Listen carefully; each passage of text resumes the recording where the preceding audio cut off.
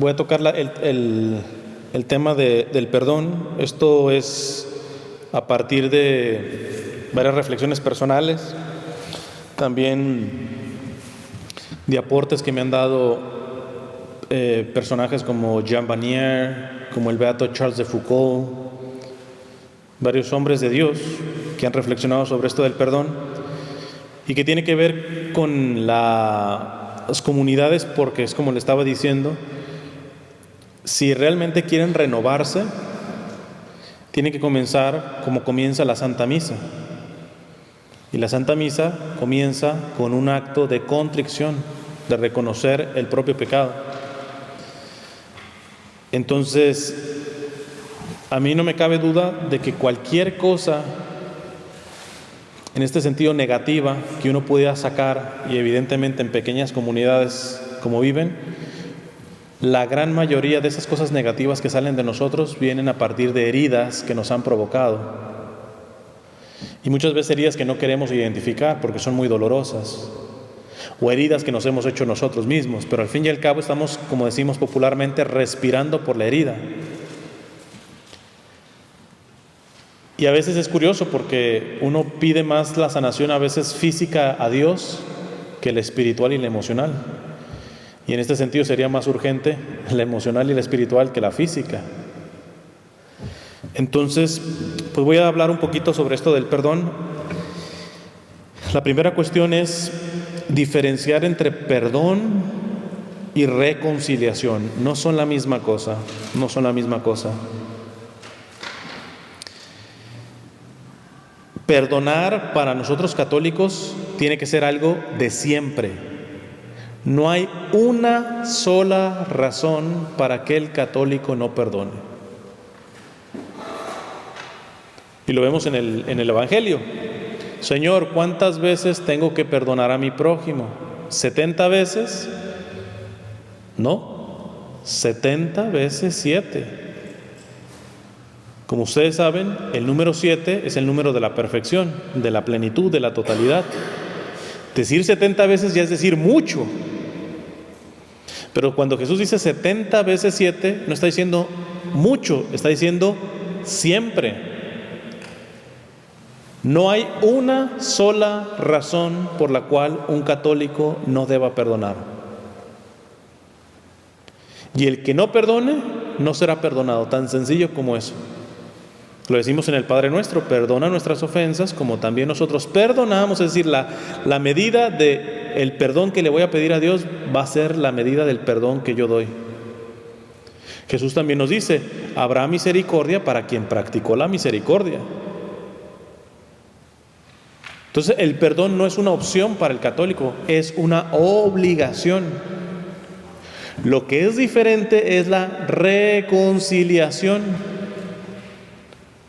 La reconciliación sí depende de varios factores. La hemos de buscar, pero el perdón es una cosa solamente que me compete a mí, punto. La reconciliación necesita que el otro colabore. Y por eso ese sí puede ser más complicado. Pongamos un caso muy concreto. El esposo que llega borracho y maltrata a su esposa.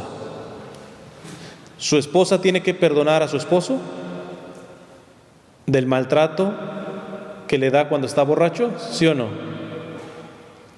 ¿Lo debe perdonar? Sí. Les acabo de decir, bueno, si eres católico, no hay nada que tú no debas de decir, no, en este caso no se perdona.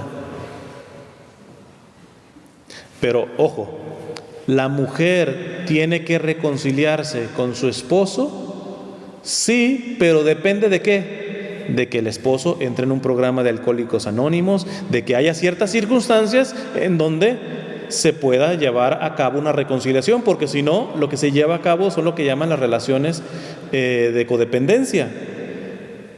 Ya después que le pasa la cruda, ay, mi hijita, perdóname, etcétera, y ya vuelve a la casa, y vuelve el ciclo, y vuelve a tomar, y vuelve a pegar, etcétera. Entonces eso no es una reconciliación.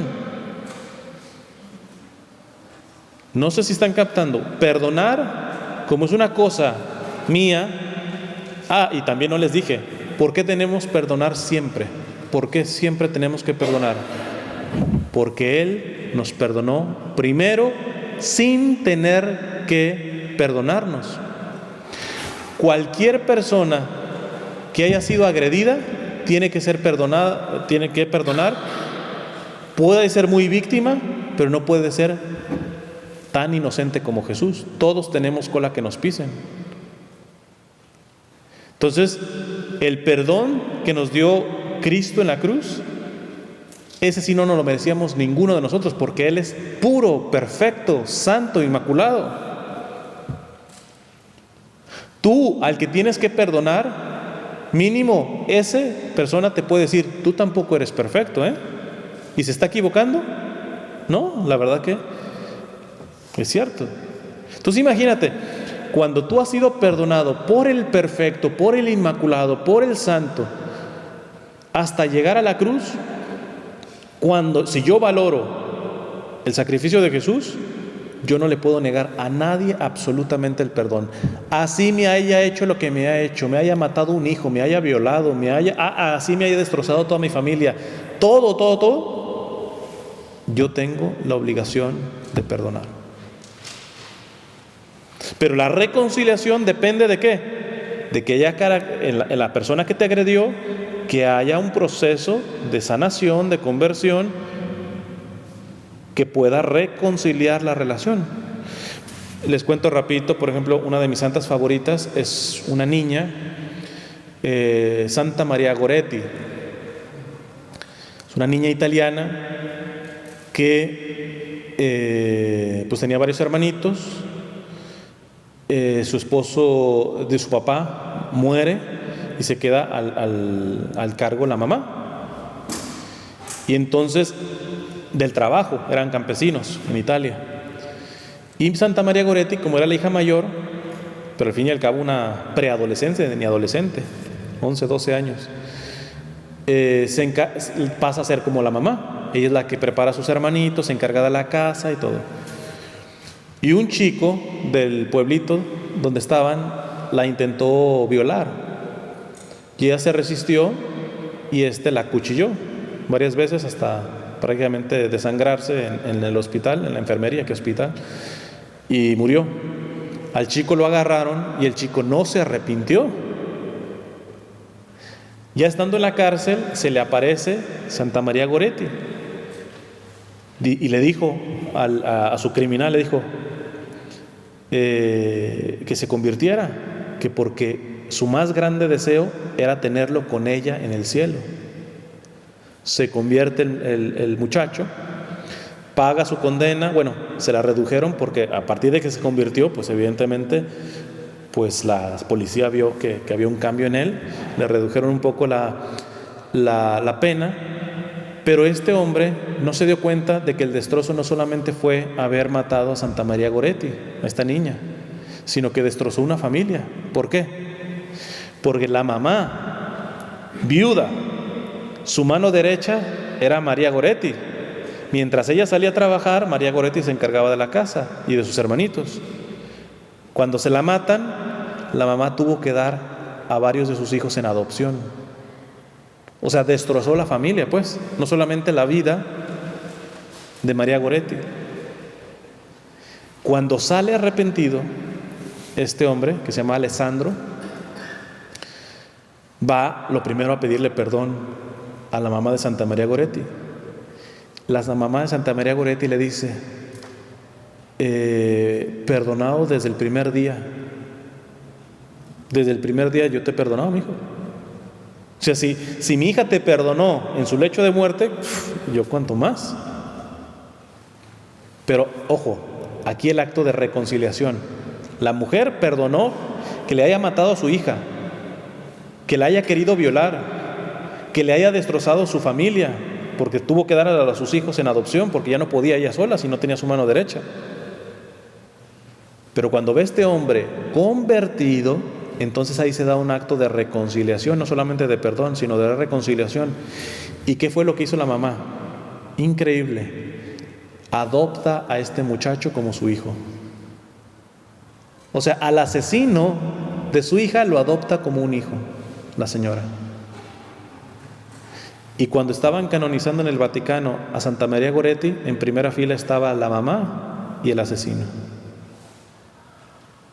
Ya después él se retiró fue portero de un convento, creo que de franciscanos capuchinos, pero bueno, con una vida honesta, decente. Pero fíjate, ahí no solamente quedó el perdón, sino se dio una reconciliación. ¿Pero por qué? Porque hubo un cambio en el agresor en este sentido, porque hubo una conversión. Entonces, no confundamos perdón con reconciliación. Las dos las quiere Dios, pero Dios es consciente que para que haya reconciliación se necesitan las dos partes. Y no siempre se da. No siempre se da. Siempre hay que buscarla. El perdón, no hay pretexto. Si tú no has perdonado, de esa no te vas a poder excusar delante de Dios en el día del juicio. Si tú no has perdonado a alguien, de esa no te vas a justificar. Oye, pero si supieras lo que me ha pasado, lo que sea, lo que me pongas. Tú no perdonas porque si la falta fue chiquita o fue grande, tú perdonas porque Cristo nos ha perdonado primero, sin tener la obligación de perdonarnos.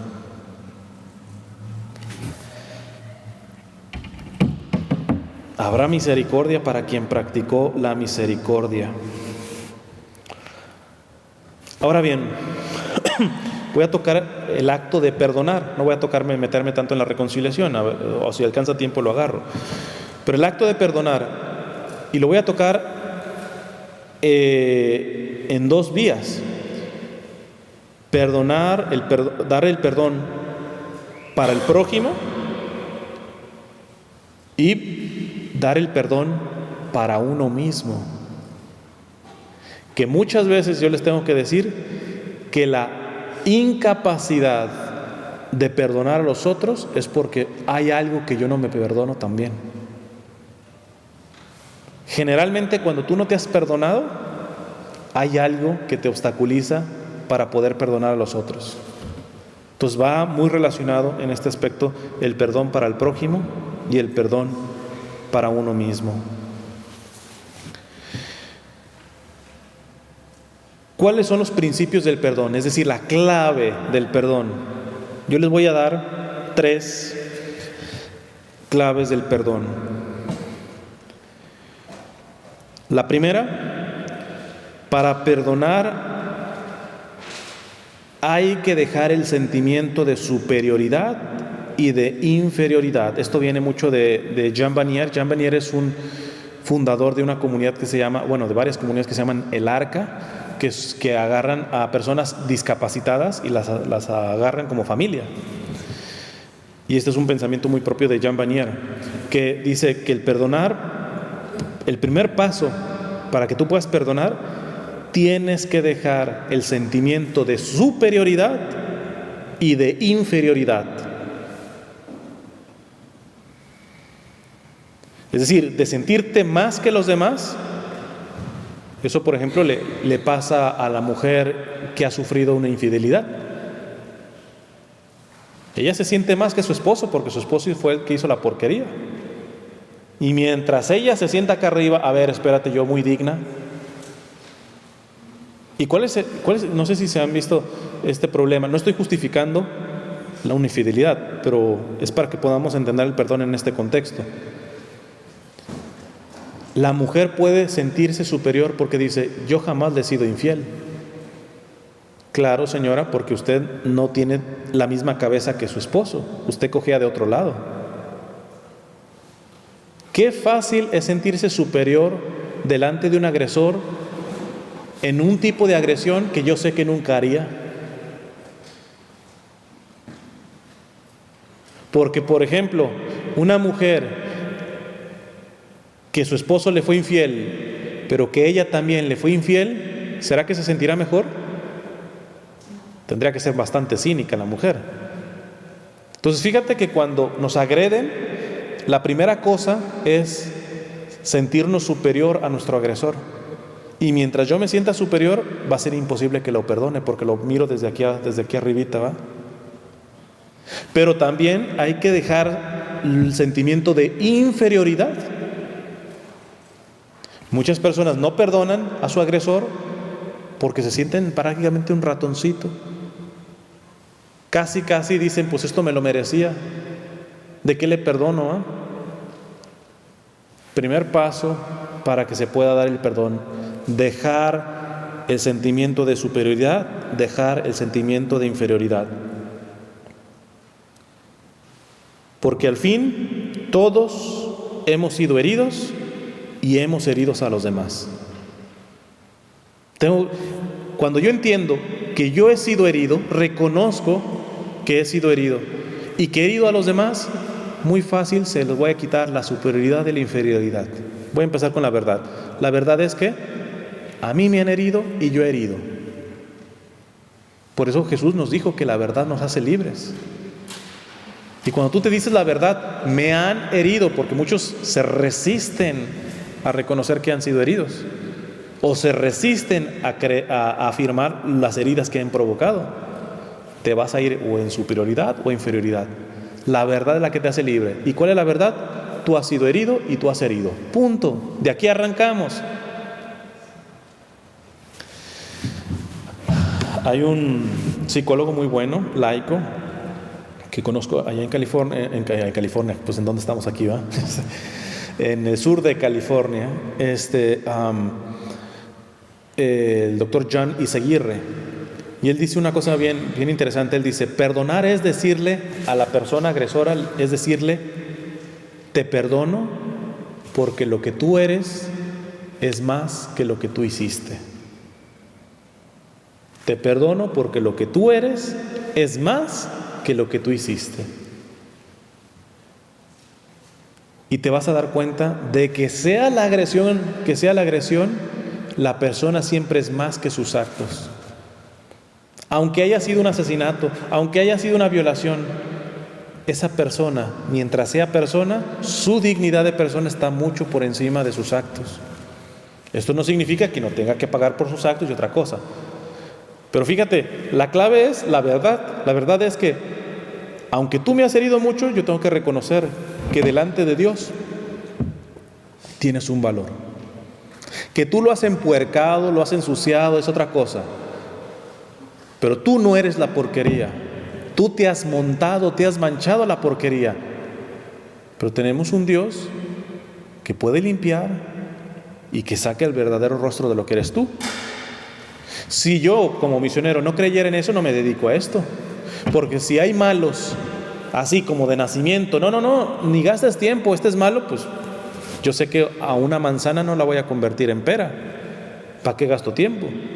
Pero ¿por qué yo puedo ver en un asesino, en una actriz de pornografía, en un violador, por qué puedo verlos dignos del mensaje de Jesús? Porque yo sé que lo que han hecho no los define, esos son sus acciones, pero él no nació siendo eso.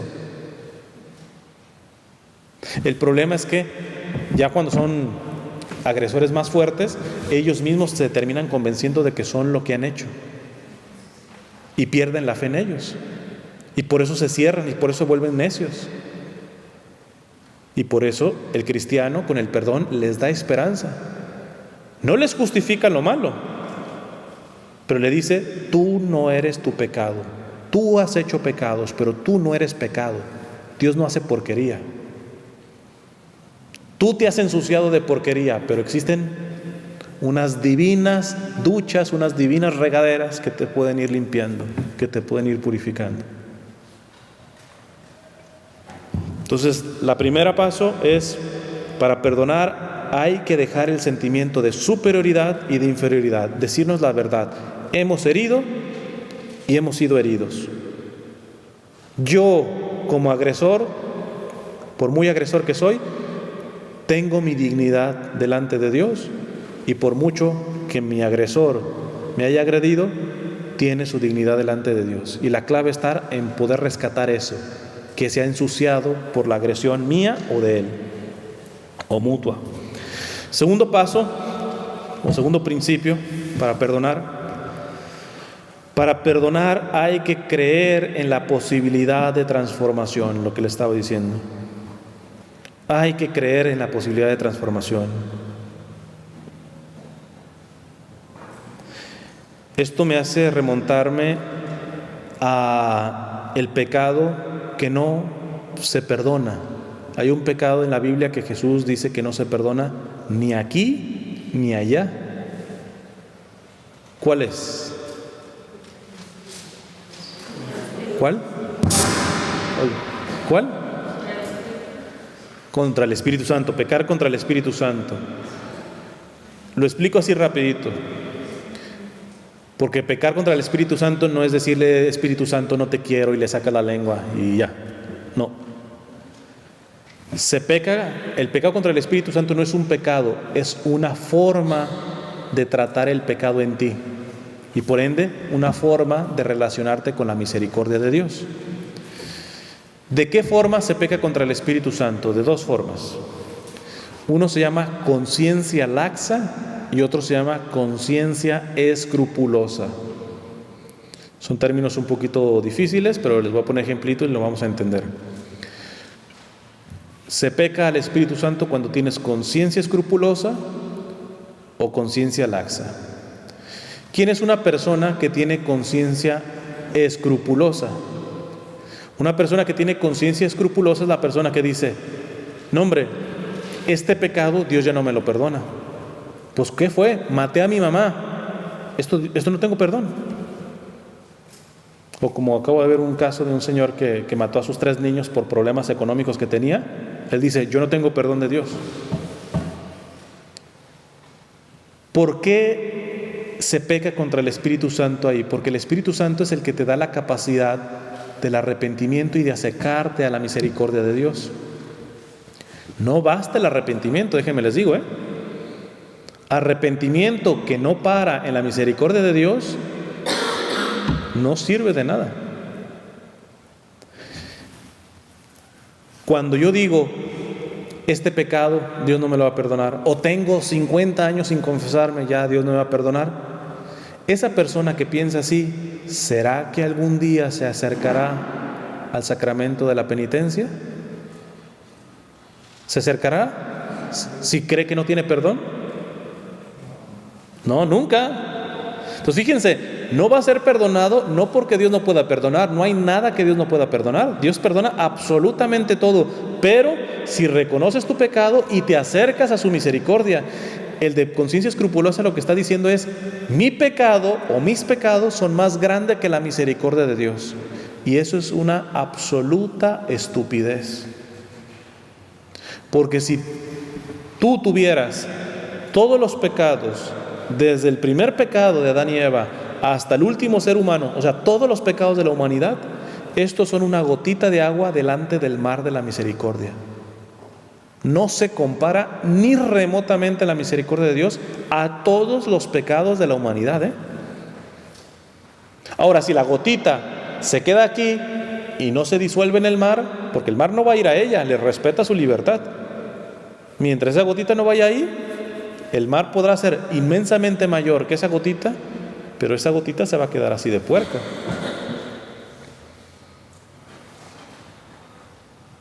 Entonces, la conciencia escrupulosa se cierra la misericordia de Dios, no va a ser perdonado, no porque Dios no le pueda perdonar, sino porque esa persona no cree que pueda tener perdón. Y si no puede creer que tiene perdón, ¿cómo va a ir a pedírselo a Dios? Por eso, cuidado cuando uno se mete en eso, porque si se muere así, se condena. Se condena. Cuando yo tengo conciencia escrupulosa y creo que mi pecado es mayor que la misericordia de Dios, hay que salir rapidísimo de esa crisis, porque es sumamente peligroso. ¿Cuál es la otra? Conciencia laxa. La conciencia laxa, pues ya esa la pueden entender más por la palabra. Cuando se toman un laxante ya saben lo que les pasa, ¿va? Conciencia laxa significa la persona que dice, bueno, Dios es misericordioso, pues bueno, démosle, vuelo la hilacha, al fin y al cabo, Él me va a perdonar. Ese tampoco se está arrepintiendo y tampoco cree en la misericordia de Dios, por algo tan sencillo. Por ejemplo, ¿cómo se llama usted, señora? Carlos. Si yo voy y le golpeo a Carlos en este momento y Carlos me dice, ¿sabes qué? yo te perdono por lo que acabas de hacer. Yo digo, pues muchas gracias. Pum, pum, pum, pum. Al fin y al cabo me va a perdonar. Si me perdonó del primero, pues que me perdone de los demás. ¿Será que yo entendí la misericordia que Él me ofreció? No. Quien tiene conciencia laxa y que dice, pues mira, yo peco y peco y peco, al fin y al cabo Dios perdona todo, no hay nada que Él no perdone, en el fondo esa persona no cree en la misericordia de Dios, porque cuando tú has experimentado la misericordia de Dios, lo primero que te nace del corazón es decir, no lo voy a ofender más. Por eso cuando te confiesas, tienes que, es una de las condiciones, que es el propósito de enmienda. Nadie puede irse a confesar y tener agendado una mentira el viernes. Inválida esa confesión. Si tú te vas y te confiesas y ya tienes preparado a cometer un pecado después de la confesión, esa confesión fue inválida. Aunque el sacerdote te haya dado la absolución, no quedaste perdonado. Por eso, por ejemplo, los que, como decimos, los que están arrejuntados no pueden recibir la comunión ni la confesión. ¿Por qué? Porque, hombre, si te separas o te casas a la iglesia, pues listo. Pero si vas a volver a lo mismo, ¿dónde está tu propósito de enmienda? Ese es el problema por el que la iglesia no puede dar la absolución a una persona que está en unión libre. Porque después va a regresar exactamente a lo mismo. Otra cosa es de que te confieses, no sé, de mentir, y por debilidad y fragilidad 2 semanas después vuelves a mentir, pues bueno, tranquilo, vas y te confiesas. Pero tú no puedes programar el pecado, ese es ser cínico. Y el de conciencia laxa es un cínico. No cree en la misericordia de Dios. Hay que hacer, al fin y al cabo Dios te perdona, etcétera. No, para perdonar hay que creer en la posibilidad de transformación. El de conciencia escrupulosa tiene que aprender que sus pecados no son más grandes que la misericordia de Dios, que la misericordia de Dios lo puede transformar. Pero eran pecadotes, no importa, pecadotes chiquitos, grandotes, sean 1 o sean 1000. Mientras esa persona no cree que la misericordia de Dios lo puede transformar, no va a recibir el perdón. Y igual con la conciencia laxa, ¿va? Entonces, un segundo punto para perdonar es, para perdonar hay que creer en la posibilidad de transformación,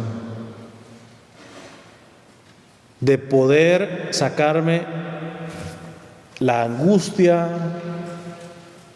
el dolor que me ha provocado la agresión del otro. Te perdono porque yo necesito la transformación. Ya si tú me pides perdón como agresor, pues mira, mucho mejor, podemos llegar a un nivel más alto que es el de la reconciliación. Pero aunque el otro no cambie, siempre perdonar es lo más saludable porque tú te quitas de la carga. Tú empiezas a creer, yo no puedo estar viviendo con esto, yo tengo capacidad de ser transformado por Dios. Por eso perdono. Tercera, para perdonar hay que querer la unidad. Unidad no es lo mismo que uniformidad. ¿El hombre y la mujer son lo mismo? ¿Sí? Bueno, ya usted se fue para el matrimonio, pero yo digo así solitos. ¿El hombre y la mujer son lo mismo? No. O sea, tienen la misma dignidad delante de Dios, pero no. Físicamente, después es el problema de la ideología de género, que nos quieren decir que el hombre puede decir mañana que es mujer y la mujer el hombre. Y hombre, si hasta físicamente tu cuerpo te dice que eres, pues no somos lo mismo. Pero entonces ahora sí, brinquémonos al matrimonio. Cuando se da el sacramento del matrimonio, ¿siguen siendo 2 o son 1? Son 1. Son 1. ¿Y siguen siendo diferentes?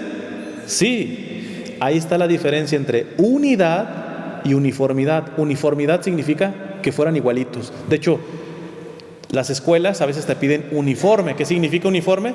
Todos con la misma ropita. Eso es ser uniforme. Pero todos con el mismo vestidito, todos etcétera, y peleándose como perros y gatos. Todos igualitos en algo, pero no tienen unidad. En cambio, puede ser un grupo en donde ni siquiera vistan igual, pero por la caridad o por alguna otra cosa están unidos. No es lo mismo unidad que uniformidad.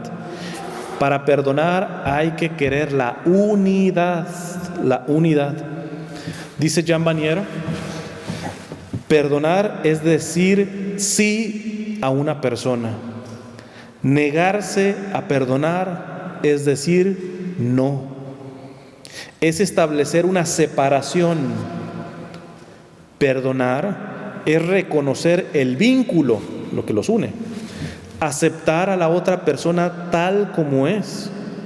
Es dejar que la vida empiece a fluir. Pero esto no es siempre fácil, porque yo mismo estoy roto. Cuando alguien me ha herido y me causa angustia y dolor interior, tiendo a cubrir mi vulnerabilidad con el poder del no. ¿Qué es el que no quiere perdonar? No. ¿Pero por qué? Porque tiene miedo de su vulnerabilidad. Porque alguien ha abusado de su vulnerabilidad, de su flaqueza, de su debilidad, de su pequeñez, de lo que quiera. Y es una cuestión de protección, ¿verdad? ¿Qué es lo que piensa la mujer a la hora de perdonar a su esposo que le fue infiel? ¿Qué es la primera cosa que se le viene a la cabeza? ¿Cuál es la primera inseguridad que se le viene a una mujer? Que me la va a volver a hacer, exacto. ¿Se ven? Es decir, el temor que me deja que alguien haya abusado de mi confianza, de mi pequeñez, de mi vulnerabilidad, me hace normalmente a incrustarme y decir no. Pero si esa persona quiere la unidad, sale con mucho dolor, pero sale al encuentro del agresor en vías a perdonarlo. Esto es una cosa que casi siempre yo lo hago con matrimonios en crisis. Yo lo primero que les pregunto es, ¿quieren restablecer la unidad de su matrimonio? Porque si ustedes me dicen que no, no hay nada que hacer. Ni el Papa, ni nadie. No, pero nos puedes ayudar a entendernos. No, nada. Si tú no quieres ser uno con tu esposa, nada tenemos que hacer aquí. No hay nada que hacer.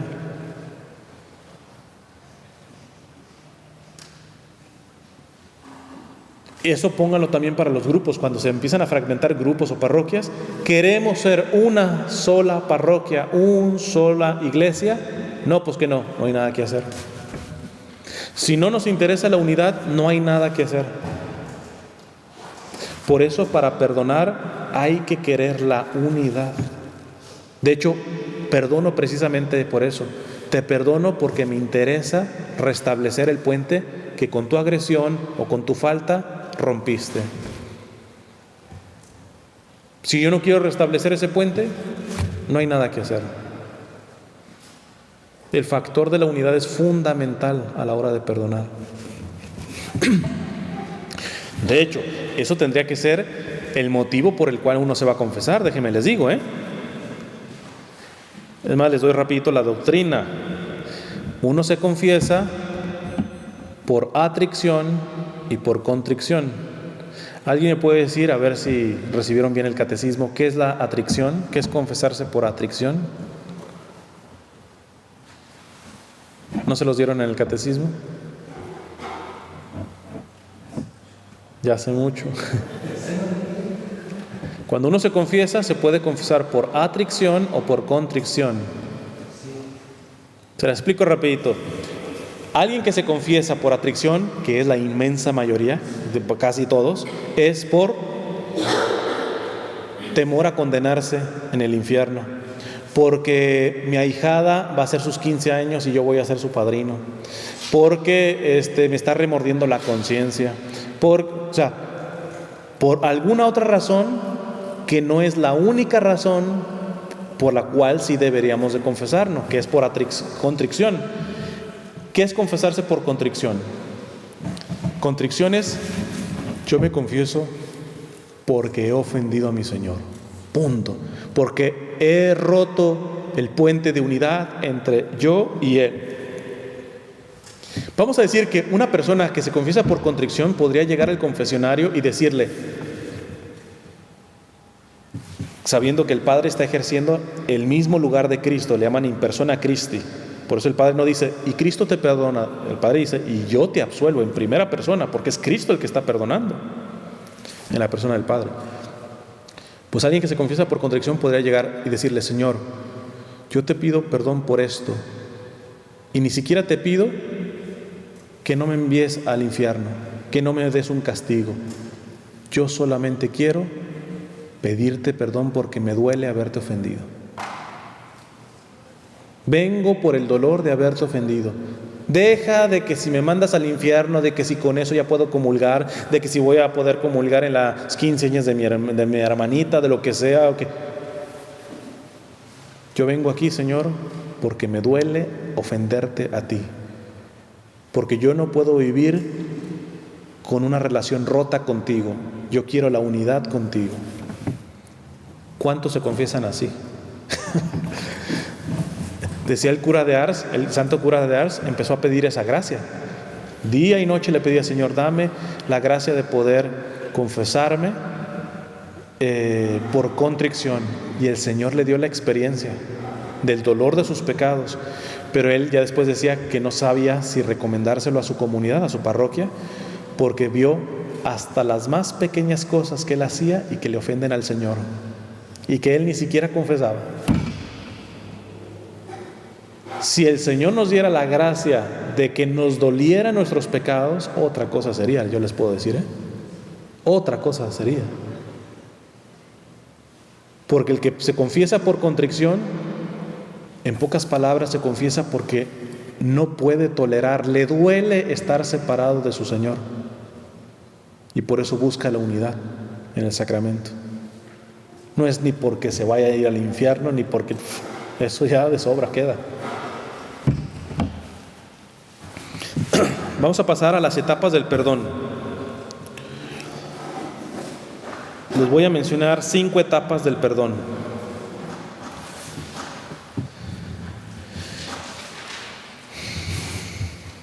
La primera etapa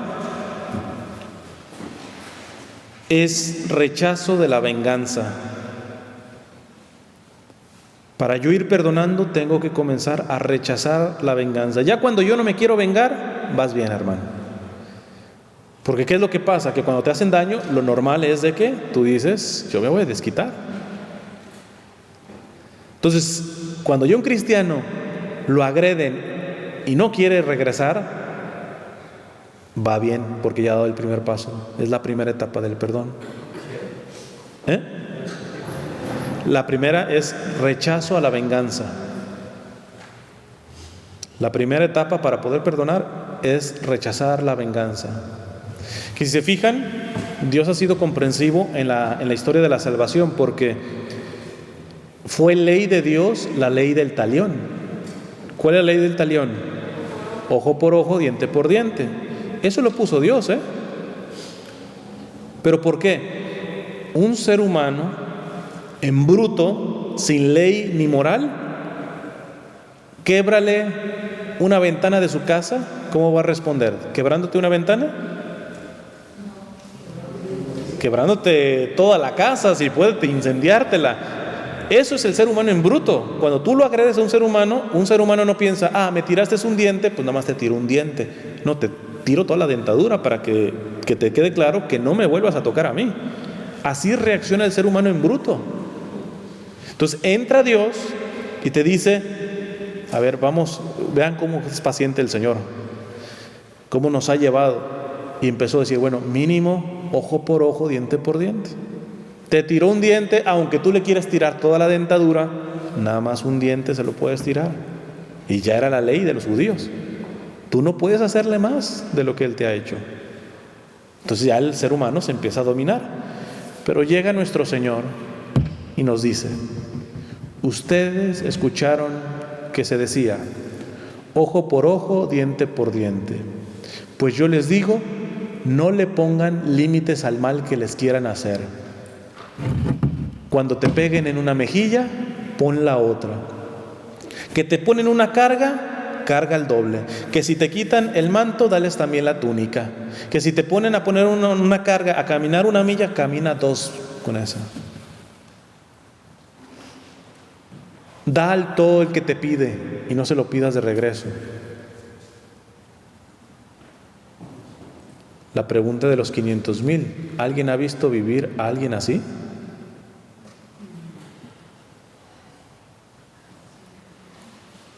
Digo, eso es lo que tendrían que estar viviendo las comunidades, déjenme les digo, porque eso es ser cristiano. Si no, estamos haciendo una caricatura. Si me da tiempo, les explico cuál es la diferencia de poner la otra mejilla.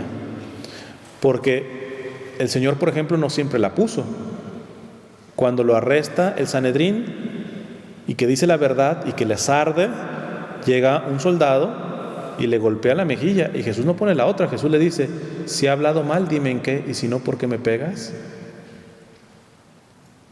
Alguien le puede decir: Jesús, no estás cumpliendo con tu palabra, tú dijiste que pusiera la otra mejilla. Es que hay que discernir. Si no se me olvida, bueno, si se me olvida, ustedes me recuerdan, al final les digo la clave para poder diferenciar cuándo poner la mejilla y cuándo poner un freno. Pero bueno, aquí la cuestión está que lo que nos vino a traer Jesús es, al poner la otra mejilla, nos está diciendo: no te vas a vengar, punto. Le puedes poner hasta un freno, o puedes poner la mejilla, pero lo que no puede haber es venganza. Otra cosa es también justicia, la justicia sí. Hombre, si hay un asesino que te mató a tu hija, lo que tú no puedes es vengarte y matarle a su hija o matarlo a él. Pero evidentemente que lo agarre la policía y que pague por su crimen en cárcel, esa es otra cosa. Pero tú no puedes desear la venganza, porque es la primera etapa para perdonar. Entonces, ya si te hacen daño y tú ya en tu corazón no reacciones como decir: me las va a pagar vas bien, porque la primera etapa la tienes. Segunda etapa del perdón: el deseo de liberación del opresor. Que aquí es donde empieza, como decimos en México, la puerca a torcer el rabo, porque es complicado. Segunda etapa: el deseo de liberación del opresor. Dice Jean Vanier: no corresponde a la víctima transformar el corazón lleno de odio y de miedo de su opresor, pero puede esperar y rezar por esa transformación de su corazón de piedra en un corazón de carne. Primera etapa: del que me hace daño, no me voy a vengar de ti. Segunda: sé que no puedo transformar tu corazón duro con el cual me agrediste, pero tenlo claro que creo en alguien que sí te lo puede cambiar. Y yo desde este momento me convierto en un intercesor para que Dios modifique tu corazón, para que Dios te haga libre. O sea, no solamente no deseo vengarme de ti, sino voy a estar intercediendo para que el que cambia los corazones, que es Dios, pueda cambiar el tuyo. Deseo que tú seas libre, que fue lo que hizo la mamá de Santa María Goretti. Yo creo que solamente porque Santa María Goretti se le apareció a su criminal, se convirtió. No, esto es una apreciación muy personal. Yo creo que Santa María Goretti se le apareció a su criminal gracias a la oración de la madre que estuvo intercediendo por el asesino de su hija. Yo creo que fue por las dos cosas, ¿verdad? Evidentemente, la aparición de Santa María Goretti a su criminal fue lo que lo convirtió. Pero ¿ustedes creen que esa madre no estaba orando ya por la conversión del asesino de su hija? Entonces, primera etapa: rechazo de la venganza. Segundo: el deseo de liberación del opresor. Tercero: el deseo de comprender al opresor. Ahí se pone todavía más complicado, porque en el segundo no metes la manita, se los encargas a Dios. Tú dices: yo no puedo cambiarle el corazón a esa persona, pero voy a interceder por ella. No solamente no quiero vengarme, voy a interceder para que sea libre. Tercero: el deseo de comprender al opresor. Dice Jean Vanier: si alguien oprime a otro, lo más frecuente es que sea porque él mismo ha sido oprimido. Si es violento, es porque ha sufrido la violencia. Para ayudar a que el opresor se libere, es necesario entender los mecanismos de miedo que se encuentran en la raíz de su dureza. Cuando tú recibes una agresión de una persona, no te quieres vengar, vas a interceder por la persona, pero a la vez se te viene a la cabeza, este me hizo lo que me hizo porque seguramente alguien se lo hizo a él. Quizá trae mucho dolor en su corazón. Es que eso es ser cristiano. Ser cristiano no es un club de fans de Jesús. Por eso ser cristiano es para gente seria. ¿Quién de nosotros, a quien nos ofende, uno se pone a pensar, ¿sabes qué? No le justifico el mal que está haciendo. Lo que está mal. Pero piensas, seguramente hace este mal porque alguien se lo ha hecho antes, ¿eh? ¿O qué tanto miedo está guardando en su corazón? Esto es clave. Clave. Voy a decir algo que posiblemente me meta en problemas, ¿verdad? Pero bueno, pues así lo siento. Me imagino que conocen el programa de Virtus, ¿no? ¿Conocen el programa de Virtus? Este programa que tiene todas las diócesis de los Estados Unidos para proteger de abusos a los niños, que se dio a partir de los abusos que ha habido. Entonces, todo el que quiera trabajar con niños, por ejemplo, si ustedes van a trabajar en catecismo y van a trabajar con ellos, necesariamente les van a pedir, a veces piden las huellas y piden que hagan esto del curso, ¿eh? A ver, vamos a dejar que pase, que se seque las manos. Listo. Ok. Se hace ese curso y es muy interesante. Yo lo he hecho como 3 veces porque le enseñan a uno verdaderamente a ser más prudente, no quedarse con un niño en un lugar solo, aunque no le vaya a hacer nada malo ni no. Es bien interesante. Pero la última vez que lo tomé, sí tuve que confrontar a la persona de la diócesis que estaba dando, porque le dije: esto está perfecto para proteger a nuestros niños, pero ¿qué están haciendo las diócesis para convertir a los abusadores? Digo, porque la pregunta clave es: ¿a Dios le interesa que los abusadores lleguen al cielo? ¿O Dios ya los da por perdidos? ¿Y qué estamos haciendo? Que es la parte que digo que me puede meter en problemas. Lo de Virtus simplemente es un programa bueno, pero un programa egoísta, porque solamente está velando ciertamente por los más inocentes, que son los niños, y evidentemente pues para que no nos vayan a meter más demandas en las diócesis y todo ese tipo de cosas. Pero ¿qué programas hay para rehabilitar a los abusadores? Y me decía, es que es casi imposible que un abusador se rehabilite. Bueno, aunque sea casi imposible, nos tenemos que morir en la raya. Un católico no puede dar por perdida a una persona, no, ya está fregada en su moral, etcétera, listo, va para el directo del infierno. Eso no puede hacerlo. Aunque la psicología diga que un abusador que es muy difícil que cambie su mente de abusador, etcétera, un católico no puede dar por perdido a nadie. No puede dar por perdido a nadie.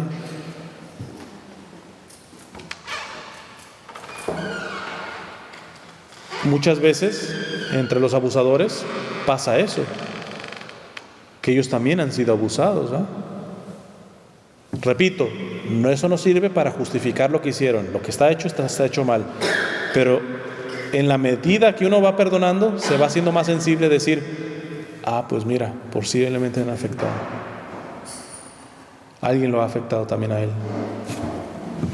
Entonces va rechazo de la venganza, el deseo de liberación del opresor. 3, el deseo de comprender al opresor. 4, el reconocimiento de nuestra propia oscuridad. Esto es muy bueno. Cuarta etapa del perdón, el reconocimiento de nuestra propia oscuridad. Dice Jean Vanier, también nosotros hemos herido a otras personas y tal vez hayamos contribuido a la dureza de nuestros opresores. Esto es fundamental para perdonar. Saber que yo he agredido igual o a veces hasta más de lo que me han agredido a mí. Porque siempre la tendencia es dársela a uno de víctima. Uno es el que siempre ha sido agredido, a mí me han agredido todo el mundo, etc. Y a veces tiene muy poca autocrítica para decir, ¿sabes qué? Yo he agredido igual o hasta a veces peor. Esta experiencia ya la he contado muchas veces, es de un amigo sacerdote. Él estaba haciendo oración de sanación y liberación sobre una mujer que tenía algunas complicaciones y el Señor le deja ver de que esta señora no puede avanzar porque tiene un problema con su mamá. Entonces el padre le comunica, señora, usted no va a poder avanzar más en su vida espiritual hasta que no deje ese problema con su mamá. No sé qué sea, pero usted tiene que perdonar a su mamá. Se enoja la señora con mi amigo el sacerdote, le dice, usted ni sabe, usted no sabe lo que me ha pasado, yo no tengo problema con mi mamá y todo eso, y se fue enojada. Entonces le dice el padre, bueno, si no te gusta la medicina, vete, mija. Pero a los 2 meses, creo, o al mes o 2 meses, ya no me acuerdo, regresa la señora y le dice el padre, ¿por qué regresas? No, padre, déjeme le cuento. Estaba hablando con mi mamá por teléfono y hubo algo que me dijo que no sé, como que me activó una rabia y empecé a decirle, por tu culpa esto, por tu culpa esto, por tu culpa esto, por tu culpa esto, por ti me abusaron, por ti esto, etcétera, etcétera, y por eso te odio. Y le colgué el teléfono a mi mamá. Y el padre le dice, pues felicidades. ¿Cómo que felicidades? Le pusiste nombre a tu herida, odio, lo que te resistías a reconocer. Porque es muy fuerte decir, odio a mi mamá. Bueno, ya lo dijiste. ¿Así tendría que ser? No. ¿Pero así son las cosas? Sí. Hasta este momento, ella es la víctima de su mamá. El paso de lo que le estoy tocando es el reconocimiento de nuestra propia oscuridad. Ella dio un paso muy bueno en reconocer la oscuridad de su mamá, que ella se quería quitársela. Ya le dijo, por tu culpa esto, mamá, y por eso te odio. Le reconoció la oscuridad que ella se negaba a reconocerle a la mamá. Pero le dice a mi amigo sacerdote, padre, lo que me trajo no fue eso. Cuando le colgué a mi mamá, me volteo y está mi hija atrás de mí y me dice, qué chistoso, mamá, muchas cosas de las que le has dicho a mi abuelita yo te las podría decir a ti. Y se me rompió, padre, porque yo le puedo jurar que lo que menos he querido hacer en mi vida es el daño que mi madre me ha hecho a mí, yo hacérselo a mis hijos.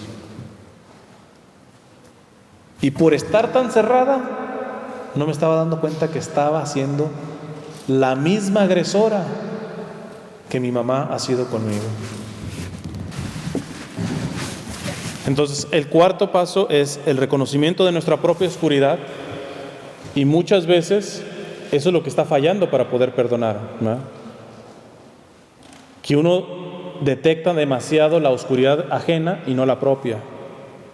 Y el problema es que cuando uno no detecta la propia, se hace incapaz de perdonar y también de ser perdonado. Porque si no te sientes agresor, ¿de qué le vas a perdonar? ¿De qué vas a pedir perdón a tus hijos, por ejemplo? Si tú no has fallado, tú eres la excelente madre, ¿no? Y a veces no es así. Y quinto, la paciencia. Quinta etapa del perdón, la paciencia. Dice Jean Vanier, una víctima necesita tiempo para liberarse de sus bloqueos y de su odio. Un opresor necesita tiempo para evolucionar y cambiar. Esto es fundamental. De hecho, este psicólogo que les digo, John Izaguirre, él dice, pues ha tratado muchos casos de infidelidad y evidentemente la esposa, supongamos que sea la víctima de la infidelidad, tiene que perdonar a su esposo, porque tiene que perdonarlo si se dice cristiana. Pero el esposo no se puede poner a tronarle los dedos a que la esposa ya lo perdone el día de mañana. Tiene que respetarle su proceso de duelo. Tiene que tenerle paciencia. Hombre, tú eres todavía el agresor y le truena los dedos. No, es que ella a cada rato me saca en cara, me echa en cara mis faltas, etcétera.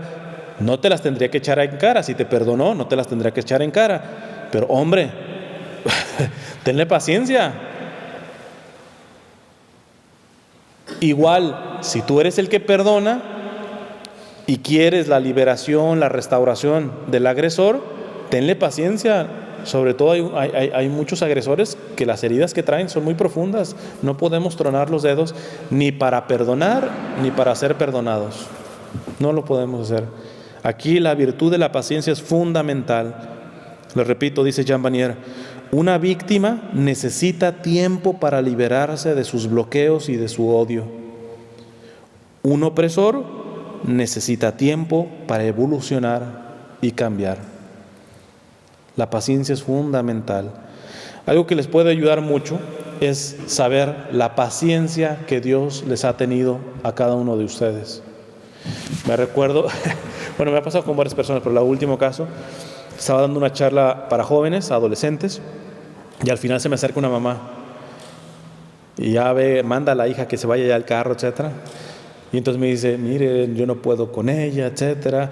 Y a veces hasta yo le digo a ella que de qué le sirve venir tanto al grupo de jóvenes. Ahí primero yo ya la frené, porque eso sí yo no las tolero. Cuando alguien saca esos ataques de qué te sirve ir tanto a la iglesia, y más a un joven es lo peor que le pueden decir. Y se la puse de este sentido. Oiga, ¿y usted siempre ha sido acercada a Dios? No, tengo poquito, pero por eso me preocupa, etcétera. Ok, ¿y hace cuánto usted se acercó? Creo, no me acuerdo que me dijo, 3 o 4 años, listo. Y como, disculpen la edad, ¿como cuántos años tiene usted? No, pues que 40. Hombre, el Señor le ha tenido paciencia a usted 36 años y le quiere tronar sus dedos a su niña adolescente. ¿Eso es ser cínico? Ya porque viene una semana, si no ve cambio, le sale con esa cosa que personalmente voy a ser más serio. Cuando alguien le dice eso a un joven, ¿de qué te sirve el grupo de jóvenes, etcétera? Yo creo que es una palabra que viene de la boca del demonio. Porque lo que va a truncar es un proceso. Hombre, repito, pasa 1 año, pasa 2 años, pasa 3 años, etcétera, y no se ve cambio, etcétera. Ahí tenemos que hacer algo. Por eso les preguntaba mucho en las comunidades, vean la asistencia, cuántos son, etcétera.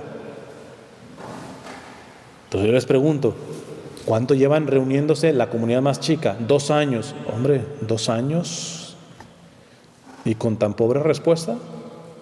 Hay algo que ahí sí tenemos que revisar. Con mucha paciencia, pero tenemos que revisar qué está pasando en la comunidad, en las comunidades. Pero te pones con jóvenes que apenas están madurando en la vida, están pasando de la adolescencia a la juventud, traen cambios, traen tantas cosas. Además, el ambiente para ellos es muchísimo más pesado, porque yo si le hubiera dicho a esta señora, hombre, usted tiene 40 y tantos años, se los aseguro que si sacando cuentas más o menos de los 70s, o sea, su juventud la pasó usted en los 70s. Hombre, la juventud de los 70s a la juventud de ahora, yo creo que hay su diferencia, ¿no? Digo, y no me estaba siempre ha habido mal en toda época, ¿eh? Siempre. Pero yo simplemente, la otra vez estaba poniéndome a pensar, tengo de hecho pensado grabar un video sobre esto, porque fui a un banco allá en Los Ángeles y a veces pongo de la música que yo tengo, mi audioteca, y empieza a tocar una canción se me fue el apellido, Enrique Guzmán. que yo creo que algunos lo conocen, ¿no? Sí, porque ustedes son mucho más viejos que yo. Si allá no, o sea, si no conocen, digo, no es de mis tiempos, yo soy de los 80s, ¿verdad? Pero ¿qué pasa? Que esa música de Enrique Guzmán, de José José, de César Costa, todo ese tipo de música, yo creo que tiene su valor, ¿verdad? Y estaba escuchando una muy famosa de él que se llama Acompáñame, lo que cantaba él, ¿verdad? Y me recuerdo muy bien que lo aprendí mientras veía el recibo de lo que saqué en el banco y todo ese tipo de cosas, pero voltearon unas personas así como que, oye, está escuchando yo pensé, digo, se admiraban de que estuviera escuchando música de ese tiempo.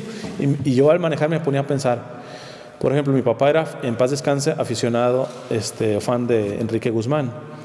Por ende, una vez me decía mi mamá que las canciones de Enrique Guzmán le recuerdan mucho a él. Y yo digo, qué lindo saber que mi mamá extraña a mi papá falleció hace poquito más de 2 años, mi mamá extraña tanto a mi papá al escuchar una canción de Acompáñame, y tú escuchas la letra de Acompáñame, y si quieres es hasta melosa, vamos a decirlo. ¿Por qué? Porque eso es el poder de la música, que te deja fijado, las canciones te van recordando ciertos lugares, ciertos momentos, ciertas personas. Yo digo, qué desgracia nuestros jóvenes ahora, porque lo que escuchan es reggaetón. O sea, yo quiero verlos cuando ya se casen, recordarte de tu novio o de tu esposo con una letra de reggaetón que es de lo más puerca de lo que puedas escuchar. Qué desgracia.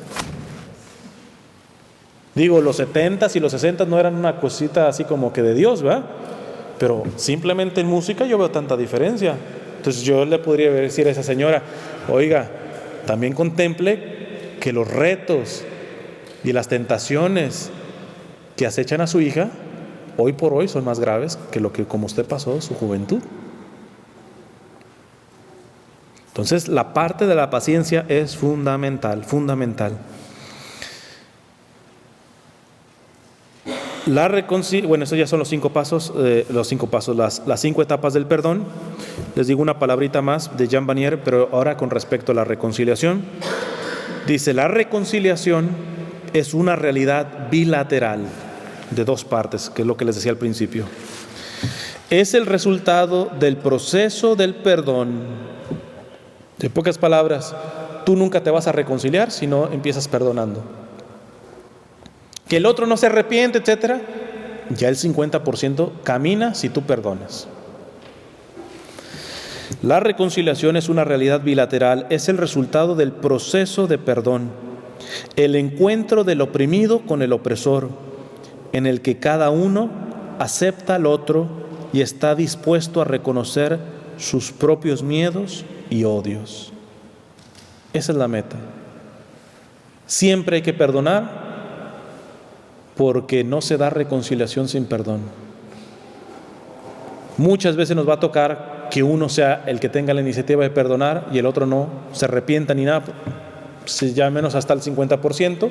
Hay que orar, hay que no quererse vengar, hay que interceder por la persona, hay que ponerse en los zapatos de la persona, hay que tener paciencia, todos estos pasos que les mencioné, y eso tarde que temprano va a ayudar al otro a pedir perdón. Y una vez que haya perdón y perdonador, y que también yo reconozca que estoy dañado y por lo tanto tengo que pedir perdón, en ese momento se empieza a dar la reconciliación, que es lo que quiere Dios. Termino explicándoles esta clave de cuándo poner la mejilla y cuándo poner el freno.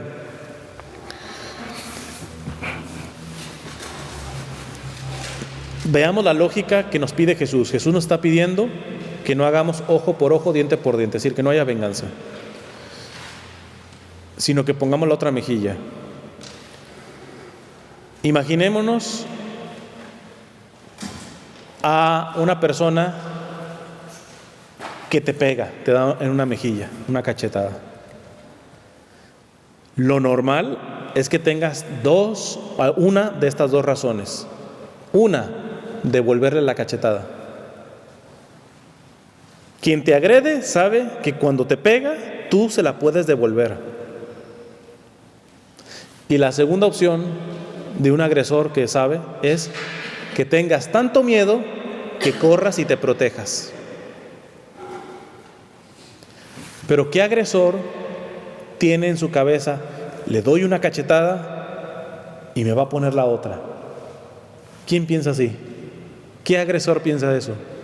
Pues ninguno. Todo agresor está pensando, le voy a dar una cachetada y me voy a defender porque me la puede regresar. O chance le da miedo y corre. Pero ningún agresor está pensando, me va a poner la otra.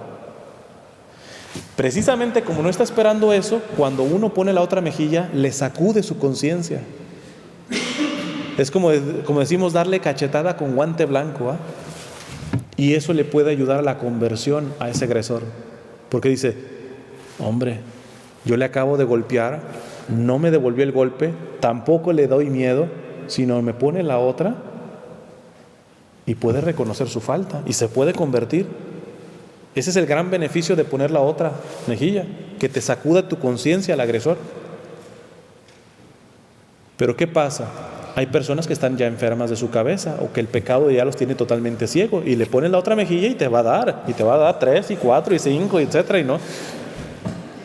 A esos hay que ponerle el freno. A esos hay que ponerle el freno. ¿Por qué? ¿Cuál es la clave? La clave es la salvación de las almas.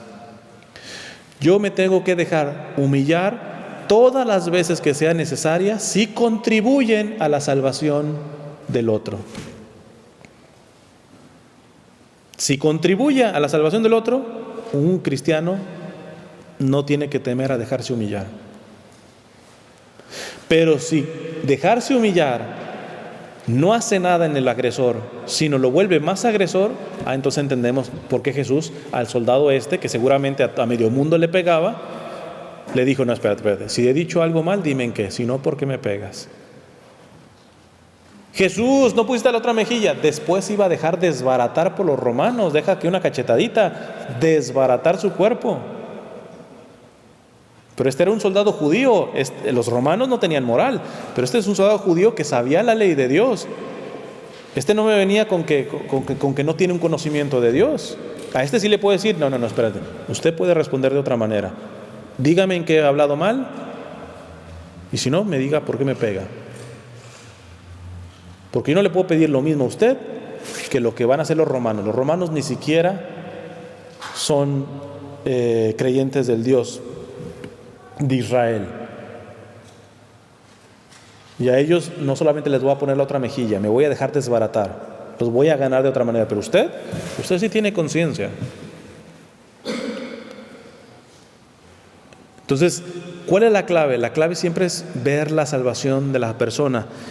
Les contaba en el pueblito que estuve, King City, un testimonio me acuerdo que una vez en un campo de migrantes en otro estado, yo detecté a una muchacha, percibí, le está pegando al marido. No tenía pruebas porque el marido le pegaba en partes del cuerpo que después con la ropa se cubrían. Y fue la primera vez que yo escuché una cosa que solamente la había escuchado en chistes, en bromas.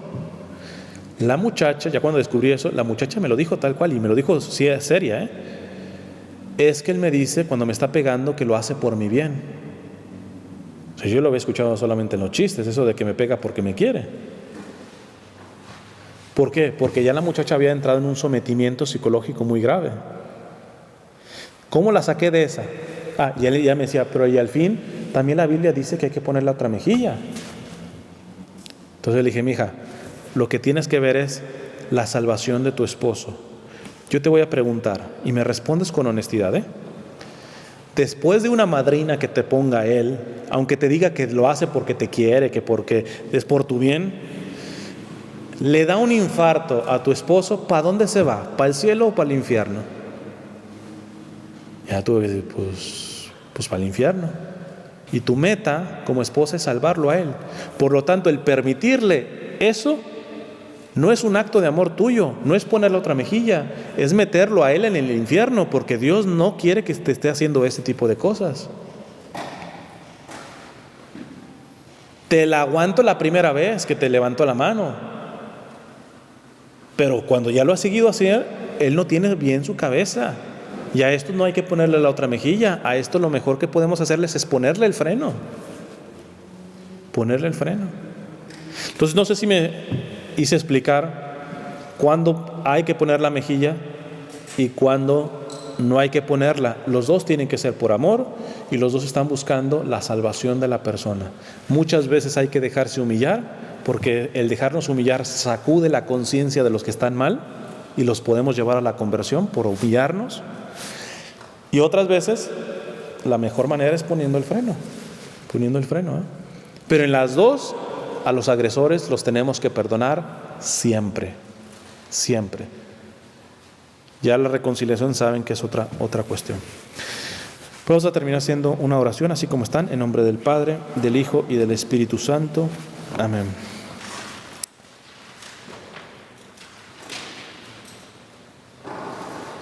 Señor, en esta noche te queremos primeramente pedir perdón a ti,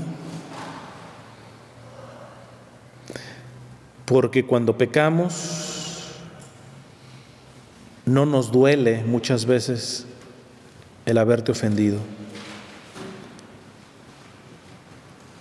Queremos ser un poco más valientes y pedirte esta noche que nos des la gracia de la contrición.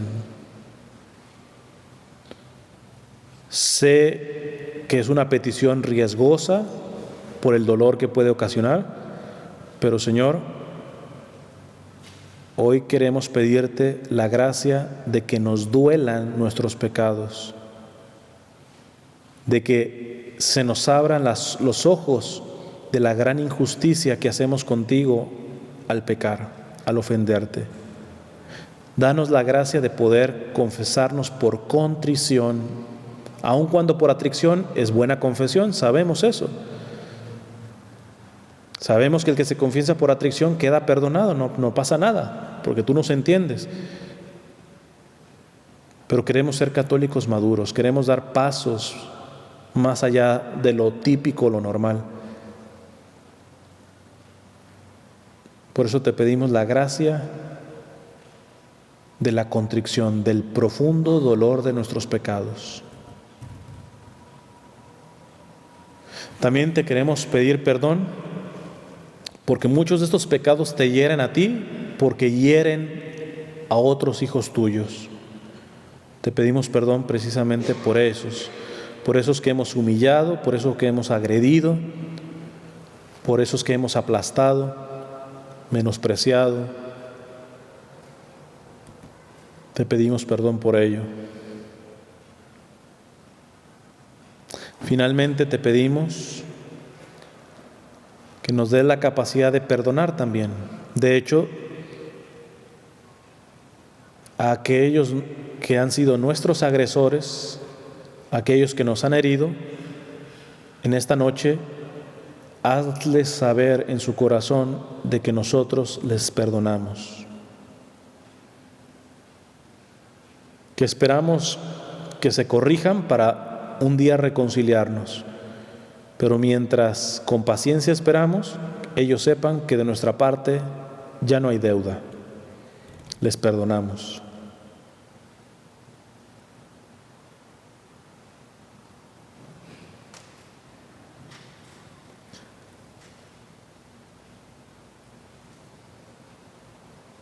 María Santísima, te pedimos que nos ayudes en esto del perdón.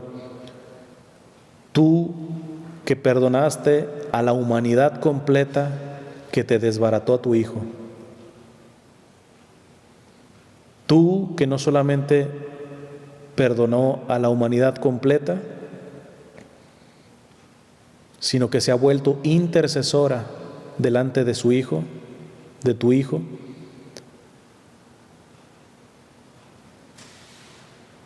De ese Hijo que es el único camino al Padre, tú eres la vía más exquisita hacia tu Hijo. Te damos gracias por ese corazón misericordioso que has tenido con la humanidad,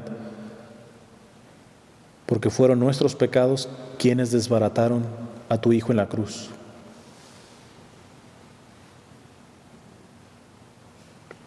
Por eso te decimos, dulce Madre, no te alejes, tu vista de nosotros no apartes. Ven con nosotros a todas partes y solo nunca nos dejes, ya que nos proteges tanto como verdadera Madre. Haz que nos bendiga el Padre, el Hijo y el Espíritu Santo. Amén.